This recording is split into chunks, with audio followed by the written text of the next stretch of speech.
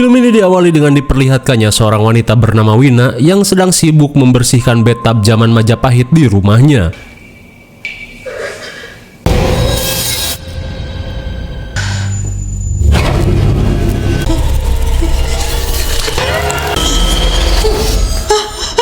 Astagfirullah, tiba-tiba saja Wina mengalami halusinasi.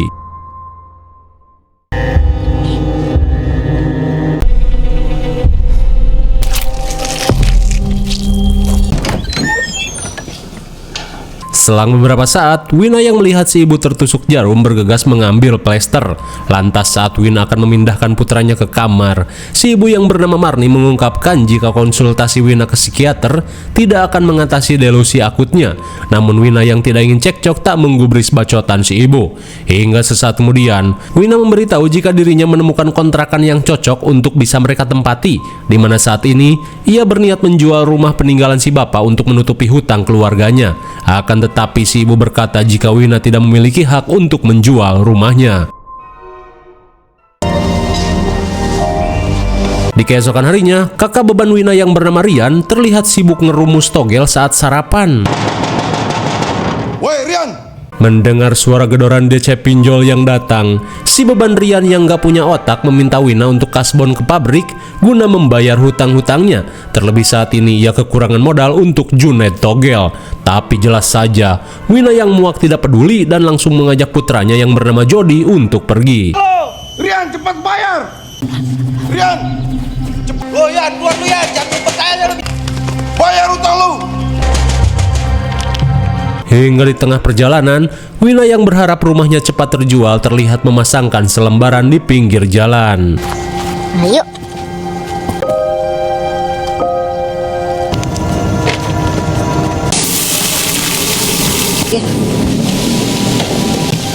Misi Pak. Setibanya di pabrik keripik, Wina yang menyadari gajinya hampir habis dipotong kasbon berusaha meminta keringanan pada atasannya. Akan tetapi, bos Ahong berkata jika itu mah derita loh. Singkat waktu saat Wina sibuk bekerja, ia pun meminta Jody yang merengek untuk bermain sendiri. Hingga sesaat kemudian, Jody yang lepas dari pengawasan terlihat bermain di area penggorengan cau.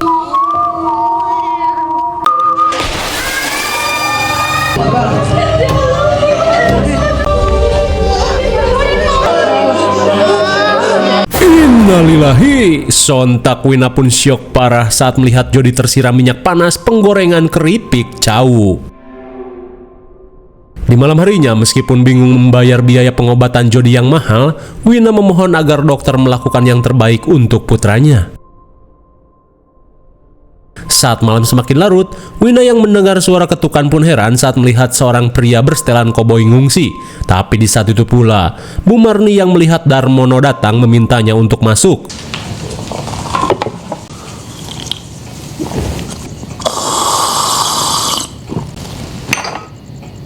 Haus, Pak. Kemudian, ketika Darmono mulai berbincang-bincang, Wina langsung menanyakan keberadaan si bapak yang tak kunjung pulang hingga saat ini. Tapi di saat itu pula, Rian mengungkapkan jika saat ini si bapak mungkin sudah modar. Dan kalaupun masih hidup, si bapak akan kecewa pada Wina yang malah hamil di luar nikah. Mendengar hal itu, Wina yang kesal langsung mengeluarkan unek-uneknya, di mana Rian sama najisnya dengan sering berjudi dan mabok. Akan tetapi seakan berpihak pada Rian, Marni meminta Wina untuk diam. Di tengah perdebatan, Darmono berkata jika sebelum menghilang, bapak Wina yang bernama Susanto sempat menolak proyek besar yang ia tawarkan. Lantas sambil mengeluarkan segepok uang, Darmono menawari Wina untuk bekerja di pabrik batik.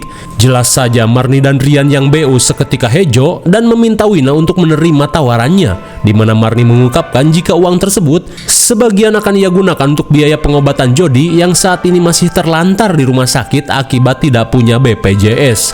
Mendengar hal itu, Wina yang tak punya pilihan lain terpaksa menerima tawaran tersebut.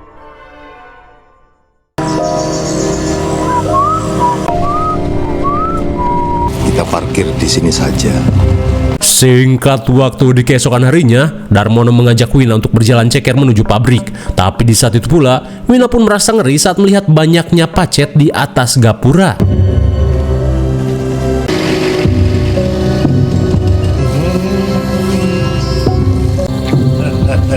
Darmono. Setibanya di pabrik batik Gemah Ripah, kedatangan mereka disambut oleh pria botak bernama Ilyas. Hingga setelah Darmono memberikan kontrak kerja Wina, Ilyas langsung mengajak Wina untuk berkeliling.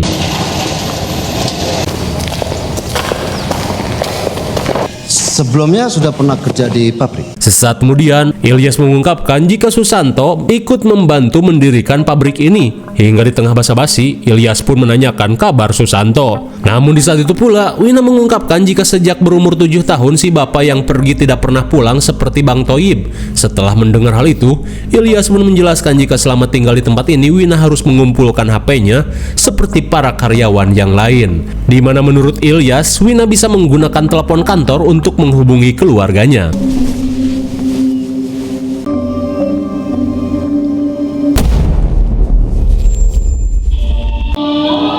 Erwina. Di tengah keanehan yang terjadi, Pak Ilyas memberitahu Wina jika setelah lagu diputar, para pekerja harus segera meninggalkan area pabrik. Di malam harinya, Wina yang sampai di mes bergegas pergi menuju kamar.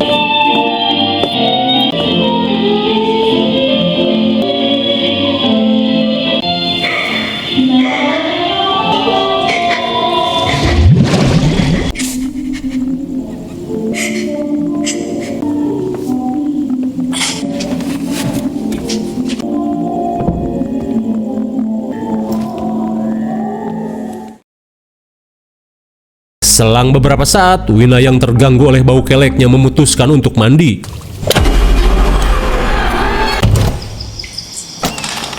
Setibanya di WC, Wina yang akan mandi langsung panik saat melihat air di bak yang berubah seperti minyak panas. Menyadari penyakitnya kembali kambuh, Wina pun memutuskan untuk tidak jadi mandi meski keleknya sudah bau karbit. Tapi di saat itu pula, tanpa Wina sadari, sosok jurik bersetelan baju pabrik terlihat mengawasi Wina. Kira-kira apa yang sebenarnya terjadi di pabrik ini? Singkat cerita, sambil berjalan ceker menuju pabrik, Tri memuji Wina yang berani keluar mes di malam hari. Terlebih setelah lagu diputar, para karyawan dilarang untuk keluar. Hingga sesaat kemudian, Tri mengajak Wina bergegas agar tidak terlambat.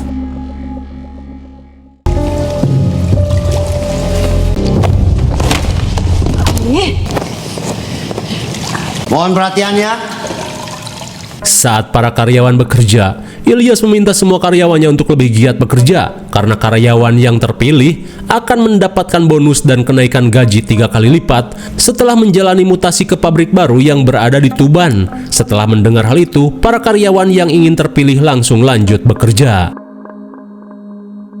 Singkat cerita, melihat hasil ceplokannya yang miring, Wina meminta Tri untuk memberikan sedikit tutorial. Dicetak, napas dicetak tuh. Menyadari Wina tidak fokus, Tri yang kesal bergegas melanjutkan pekerjaannya. Di keesokan harinya, saat para karyawan pergi meninggalkan pabrik, Wina yang sedang melipat merasa heran saat melihat pintu terlarang di pabrik tiba-tiba terbuka. Tapi di saat itu pula, karyawan senior bernama Awang langsung mengajak Wina pulang ke mes. Di malam harinya, Wina terlihat keluar kamar untuk meminum obat.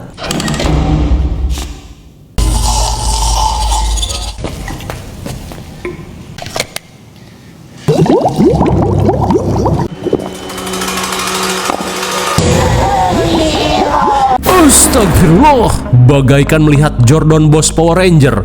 Wina pun syok parah saat melihat sosok juri gulu yang terjebak di dalam galon isi ulang. Di keesokan harinya, Wina terlihat memberikan hasil pekerjaannya ke kotak milik Tri.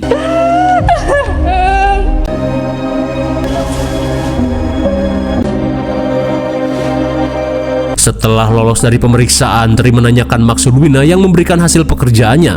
Lantas Wina mengungkapkan jika dirinya hanya berusaha membantu Tri agar bisa menjadi karyawan terpilih, di mana Wina mengajak Tri bekerja sama agar bisa mendapatkan apa yang mereka inginkan. Dirasa lumayan, Tri langsung menyanggupi rencana tersebut.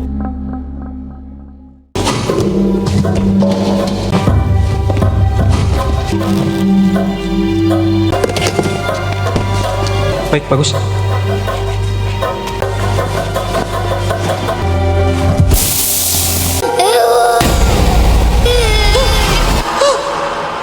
Merasa Wina halu karena kelelahan, Tri memintanya untuk beristirahat.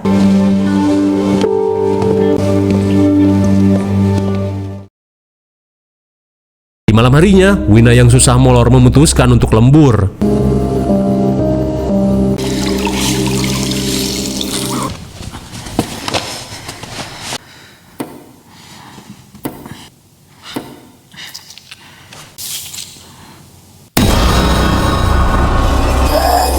Betapa syoknya Wina saat melihat hulu emak-emak yang terjatuh di hadapannya. Sesaat kemudian, Wina pun panik saat melihat petugas yang melakukan patroli.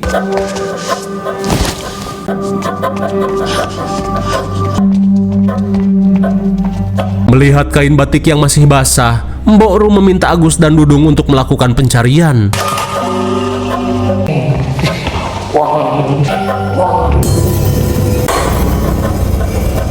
Di tengah pencarian, jurik-jurik karyawan terlihat berusaha menunjukkan eksistensinya.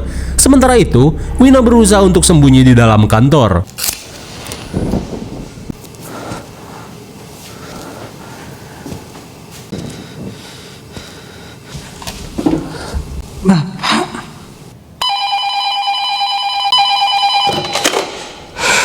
Menyadari ada sesuatu yang tak beres di pabrik ini, Wina bergegas mencari HP miliknya untuk meminta bantuan.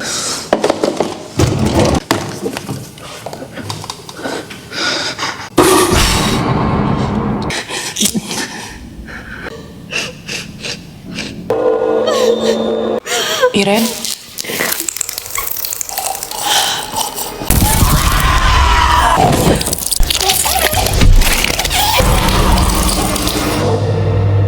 Rupanya apa yang Wina alami hanyalah mimpi. Namun sesaat kemudian, ia pun panik saat merasakan sesuatu yang menggeliat di balik selimut. Astagfirullah! Sontak Wina pun syok parah saat melihat banyaknya pacet yang menggerayangi kakinya. Kok bisa banyak gini sih?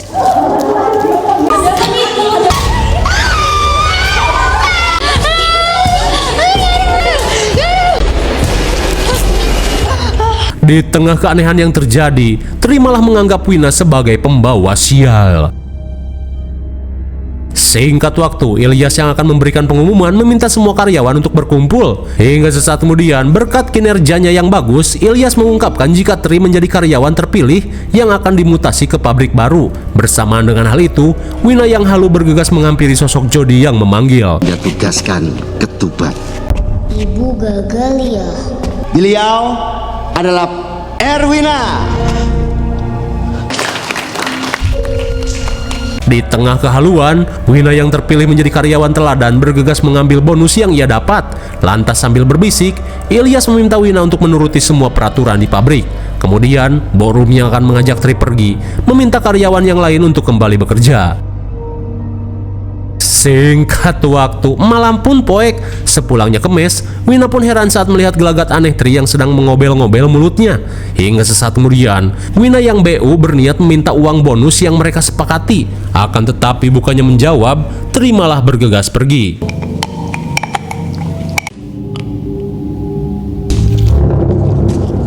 Betapa herannya Wina saat menyadari Tri telah mencabut paksa giginya. Khawatir hal buruk terjadi, Wina yang panik bergegas menyusulnya.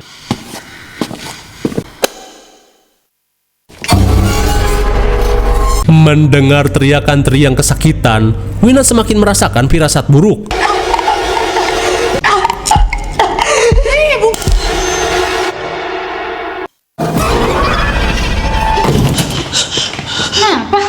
Hingga di tengah keanehan yang terjadi, Tri pun heran saat melihat Wina yang panik. Dirasa halu, Wina pun bergegas membuntuti Tri.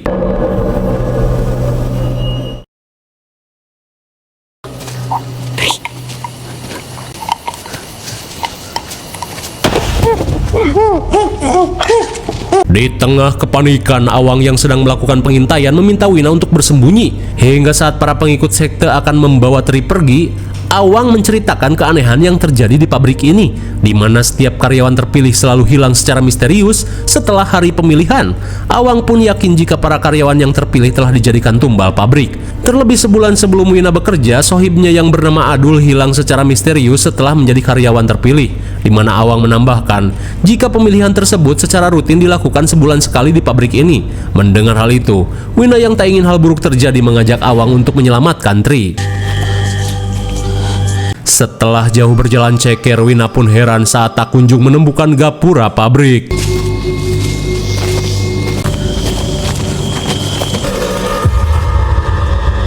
Menyadari mereka hanya berputar-putar alias kasarung, Awang mengungkapkan jika mereka tidak akan bisa meninggalkan hutan tersebut karena dirinya telah beberapa kali mencoba untuk kabur dari pabrik.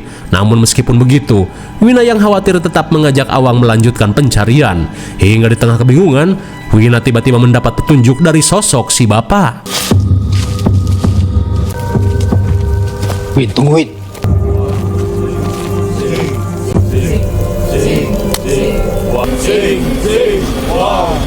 Setelah jauh berjalan ceker, mereka pun merasa ngeri saat melihat Mbok Rum sedang memimpin ritual sesat.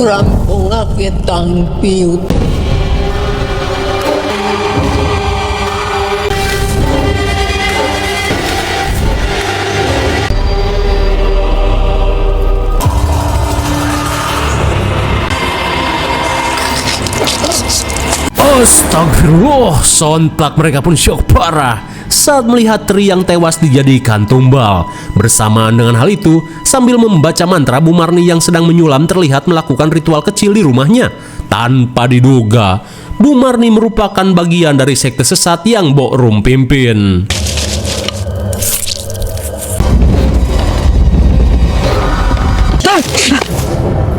Itu dia. Sungguh suwe, akibat pacet yang menggigit ceker Awang, pengintaian mereka pun tergap oleh sekte Mbok Rum. Jangan tinggalin aku, Win! Sungguh tidak setia kawan, Wina yang panik malah ngeninja Awang yang tertangkap anggota sekte.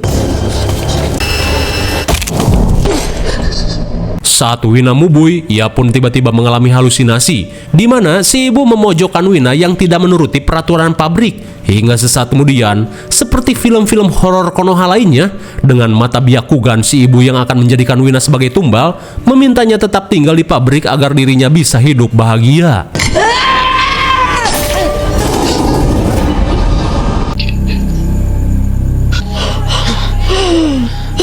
Tanpa diduga dengan menggunakan gunting kang jahit, Wina secara tidak sadar menghabisi Mbok Rum. Hingga di tengah kepanikan, Wina bergegas kembali ke pabrik. Namun sesampainya di pabrik, Wina pun heran saat melihat Tri yang berjalan mendekatinya.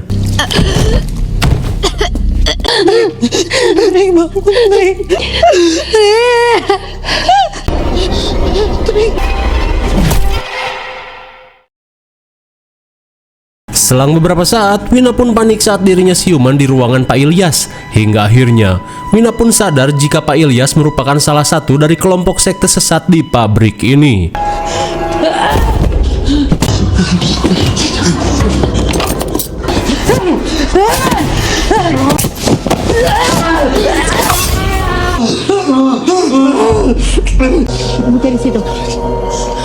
Kemudian, Ilyas yang melihat anggota sektenya berdatangan meminta Wina untuk pasrah karena Wina telah mereka siapkan untuk dijadikan tumbal. Tapi di saat itu pula Wina mengungkapkan jika Mbok Rum telah ia habisi. Mendengar hal itu sontak membuat Ilyas panik karena iblis junjungannya pastinya akan marah besar.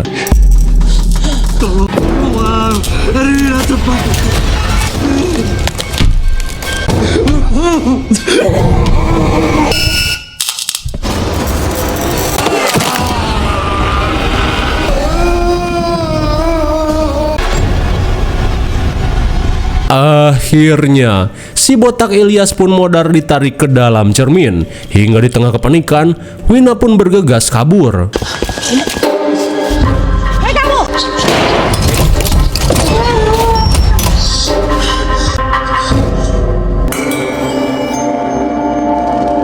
Entah ritual apa yang dilakukan oleh pabrik ini. Wina pun syok parah saat melihat gigi dan sesajen di ruang terlarang. Hingga sesaat kemudian, Wina pun merasa lega saat mengetahui Awang masih selamat. Lantas, Wina langsung mengajak Awang untuk kabur.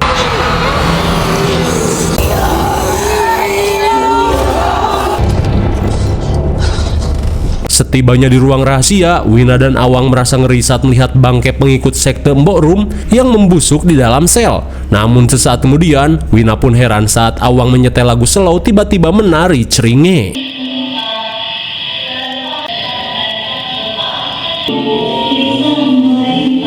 Di tengah rasa ceringe, Wina yang merasa Awang kerusupan langsung membuka kain penutup cermin untuk memastikan hal tersebut. Paling aku suka di pabrik ini adalah ternyata Awang dikendalikan sosok iblis negro.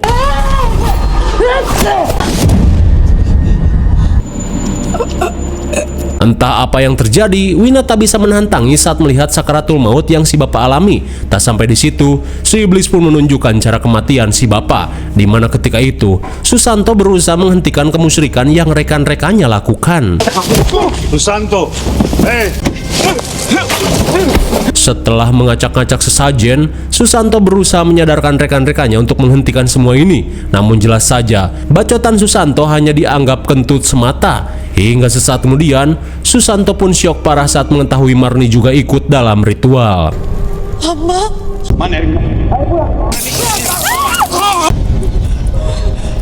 Betapa syoknya Wina saat menyaksikan kematian tragis si bapak yang teguh memegang keimanannya. Hingga setelah kematian Susanto, si iblis mengungkapkan jika Wina telah ditumbalkan untuk kesuksesan pabrik mereka. Rupanya penumbalan yang dilakukan Mbok Rum di pabrik tersebut merupakan tumbal selingan sebelum mereka menumbalkan Wina pada si iblis. Hingga setelah kematian Mbok Rum, si iblis pun bersiap untuk mengambil jiwa Wina yang telah digadaikan dalam ritual pesugihan.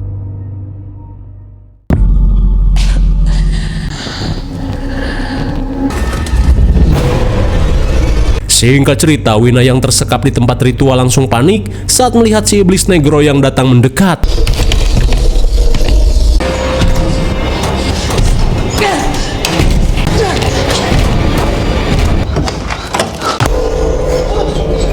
Astagfirullah! Sontak Wina pun ngeri saat melihat banyaknya pocong batik para korban yang digantung di ruangan tersebut. Hingga di tengah kengerian yang terjadi, Wina tiba-tiba mendapat petunjuk dari arwah si bapak.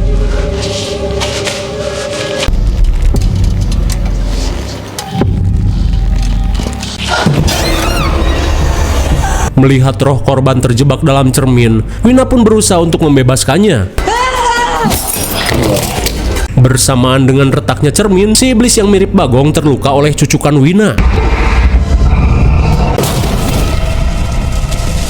Bagaikan Uchiha Obito, si iblis tiba-tiba memindahkan Wina ke tempat ritual, dan kini si iblis bersiap untuk menghabisi Wina.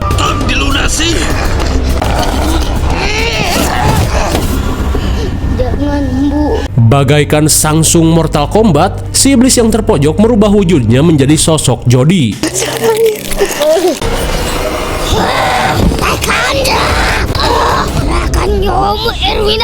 Hingga sesaat kemudian, Wina yang menyadari dirinya terhubung dengan si iblis bersiap melakukan aksi nekat untuk menghabisinya. siap bodoh.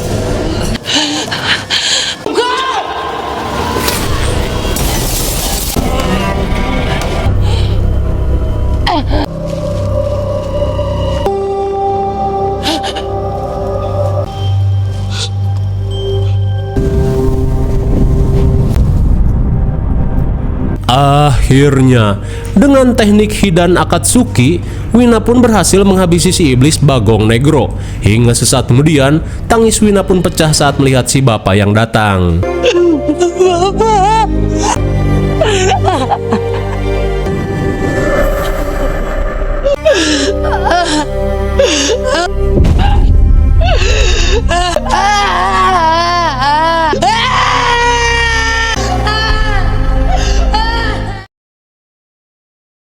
Singkat waktu, melihat si ibu yang terbaring lemah di kasur, Wina yang lolos dari penumbalan bersiap menuntut balas pada apa yang telah si ibu lakukan.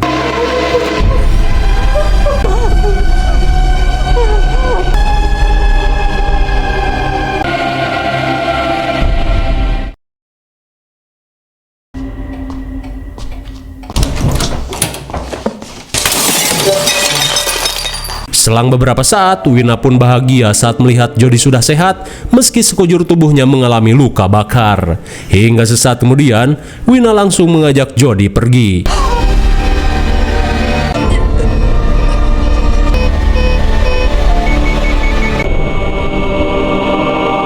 Dan akhirnya, Marni si ibu zolim pun modar kehabisan darah dengan cara yang mengenaskan.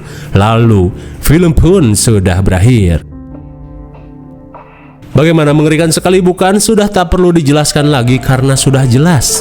Mungkin segini dulu pembahasan Hutang Nyawa 2024. Sampai jumpa di video selanjutnya. Salam Ojon Review.